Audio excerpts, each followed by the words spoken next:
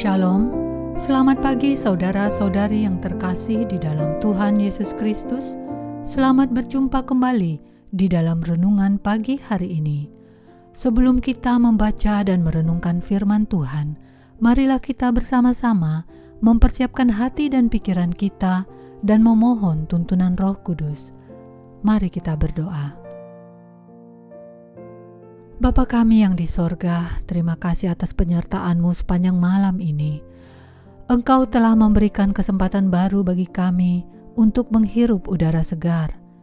Pada pagi hari ini, sebelum memulai aktivitas, kami rindu untuk mendengarkan firman-Mu yang adalah terang bagi jalan kami. Biarlah kiranya Roh Kudus-Mu menyertai kami, sehingga kami mampu memahami firman-Mu. Di dalam nama Tuhan Yesus Kristus kami berdoa. Amin. Saudara-saudari yang dikasihi Tuhan, renungan firman Tuhan pada pagi hari ini terambil dari Daniel pasal 3 ayat 1 sampai 20. Saudara dapat membaca seluruh perikop terlebih dahulu dan saya akan membacakan ayat 16, 17, dan 18 demikian. Lalu Sadrak, Mesak, dan Abednego menjawab Raja Nebukadnezar, "Tidak ada gunanya kami memberi jawab kepada Tuanku dalam hal ini.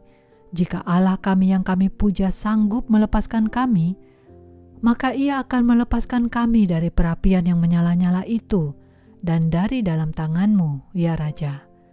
Tetapi seandainya tidak, hendaklah Tuanku mengetahui, ya Raja, bahwa kami tidak akan memuja dewa Tuanku dan tidak akan menyembah patung emas yang Tuanku dirikan itu." Saudara-saudariku yang terkasih, judul renungan pada pagi hari ini adalah Kesetiaan Iman. Saudara-saudari yang dikasihi Tuhan, setelah Raja Yehuda Yoyakim dikalahkan oleh Raja Babel Nebukadnezar, sekelompok umat Israel dibawa ke pengasingan. Dari kelompok tersebut, Raja Nebukadnezar meminta kepala istananya untuk memilih 4 orang pemuda Israel yang memenuhi kriteria tertentu untuk bekerja di dalam istana Raja Babel. Pemuda yang dipilih tersebut nantinya akan diajarkan tulisan dan bahasa Kasdim. Kriteria pemilihan yang harus dipenuhi adalah pemuda Israel dari keturunan raja dan dari kaum bangsawan yang tidak ada sesuatu celah, berperawakan baik, serta cakap. Adapun cakap yang dimaksud adalah orang yang memahami berbagai-bagai hikmat, berpengetahuan banyak, dan yang mempunyai pengertian tentang ilmu. Akhirnya, terpilihlah 4 orang pemuda Israel. Yang pertama bernama Daniel. Nama Daniel mempunyai arti Allah adalah hakimku. Yang kedua bernama Hananya. Nama Hananya mempunyai arti Yahweh memberi anugerah. Yang ketiga adalah Misael. Nama Misael mempunyai arti siapakah yang seperti Allah. Dan yang terakhir, yang keempat, bernama Azaria. Nama Azaria mempunyai arti Yahweh adalah pertolongan. Namun pemimpin pegawai istana Raja Babel mengganti nama mereka, yakni Daniel dinamai Belsazar, Hanaya dinamai Sadra, Misael dinamai Mesak, dan Azaria dinamai Abednego. Nama-nama baru ini berhubungan dengan nama dewa sesembahan bangsa Babel. Ini menggambarkan bahwa sudah ada rancangan untuk membuat keempat pemuda ini bisa melupakan agama mereka. Mereka mau diubahkan menjadi penyembah berhala atau kafir, dan juga melupakan negara mereka dulu. Saudara-saudari yang dikasihi Tuhan, tetapi keempat pemuda Israel ini adalah orang-orang yang sangat taat dan setia kepada Allah. Mereka hanya mau menyembah Allah. Walaupun sekarang mereka harus hidup di tengah-tengah orang kafir yang menyembah ribuan berhala, tetapi hati, pikiran, dan perilaku mereka tidak pernah berubah. Mereka hanya mengimani dan menyembah Allah. Jadi, walaupun mereka hidup di tengah orang kafir, mereka tidak menjadi kafir.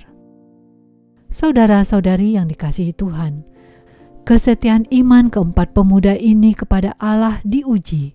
Hananya, Misael, dan Azaria dipaksa untuk menyembah patung emas yang baru saja didirikan oleh Raja Nebukadnezar.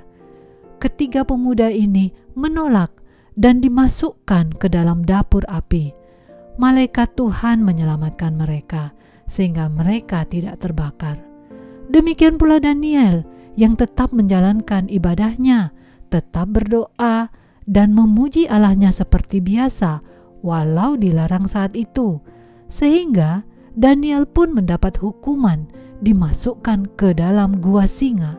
Tetapi malaikat Tuhan melindunginya sehingga ia tidak dimakan oleh singa.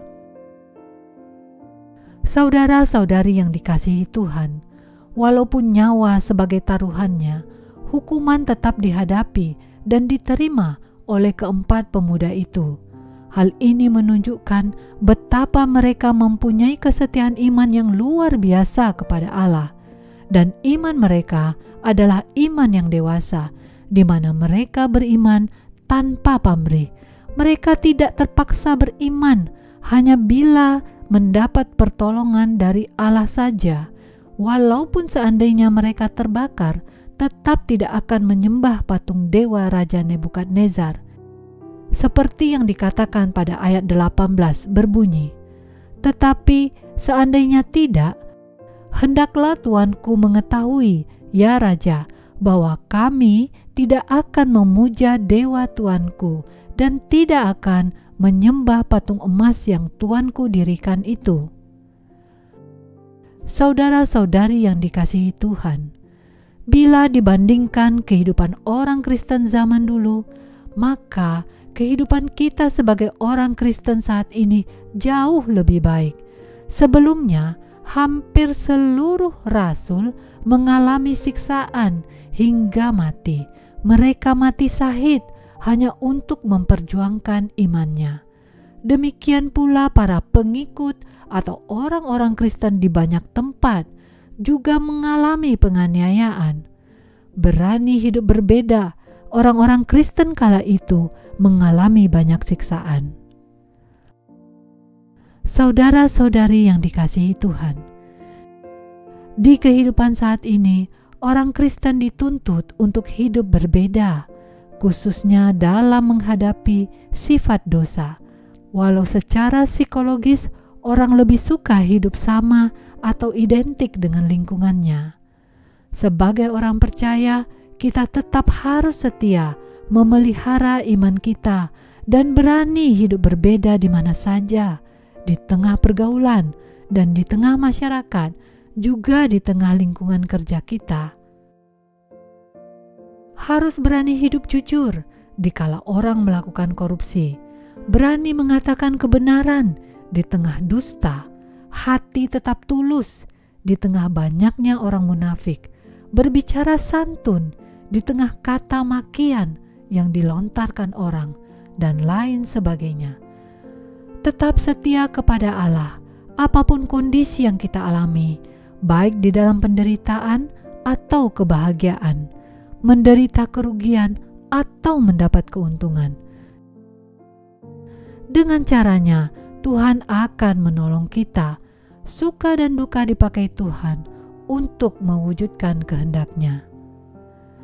Pagi ini, saya mengajak kita semua untuk meneladani kesetiaan iman 4 orang pemuda Israel yang penderitaan hidupnya menjadi saksi akan keagungan Allah di tengah bangsa yang kafir.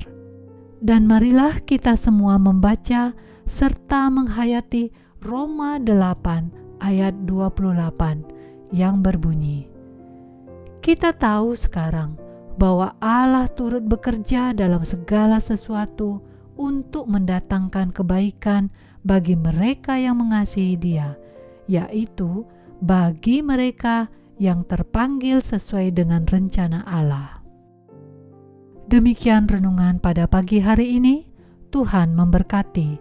Kita akan menutup renungan dalam doa, tetapi jika saudara ingin didoakan secara khusus, hubungi email kami.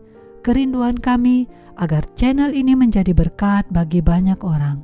Mari kita berdoa. Bapa Sorgawi, alangkah indahnya firman-Mu hari ini. Engkau mengingatkan kami untuk mampu hidup berbeda menghadapi sifat dosa.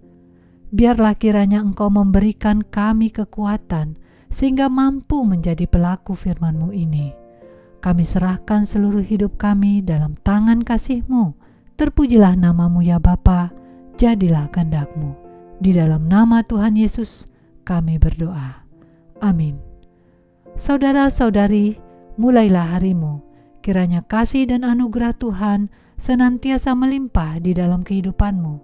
Muliakanlah Tuhan di dalam setiap aktivitasmu dan jadilah saksi hidup bagi firman-Nya. Roh Kudus menyertai kita semua. Sampai berjumpa kembali di renungan berikutnya. Tuhan Yesus memberkati.